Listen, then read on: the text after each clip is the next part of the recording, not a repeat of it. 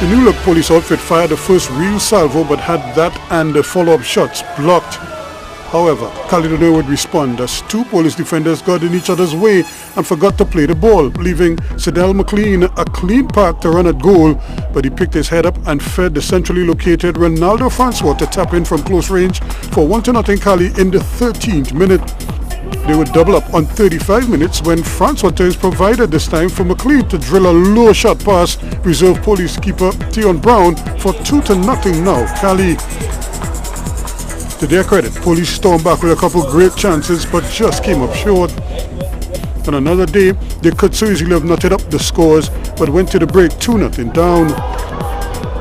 Police would keep up their attacks but just couldn't find a way through.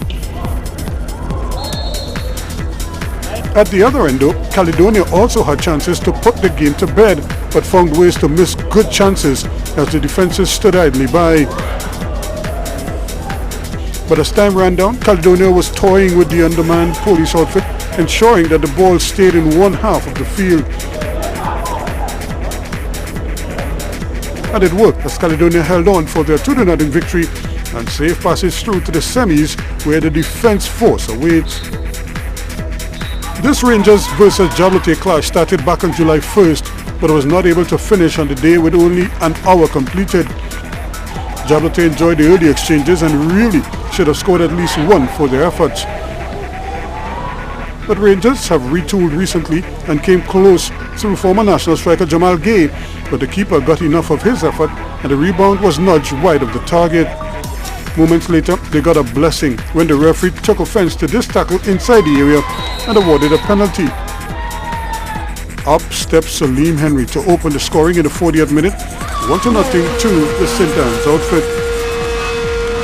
2 minutes later, they were 2 up when substitute Alistair Bernard megged the keeper and celebrated a cheeky goal as Rangers eyed a rare victory.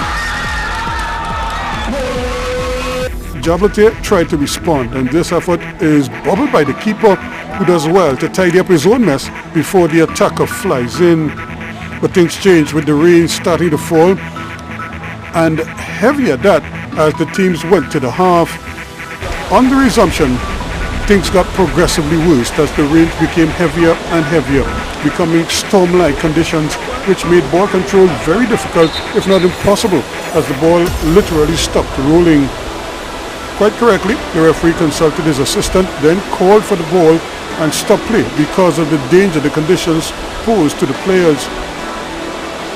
With only an hour gone in the game, he took the players off as the weather deteriorated even more and became a freak storm with the field flooded with water and looked more like a lake than a football field.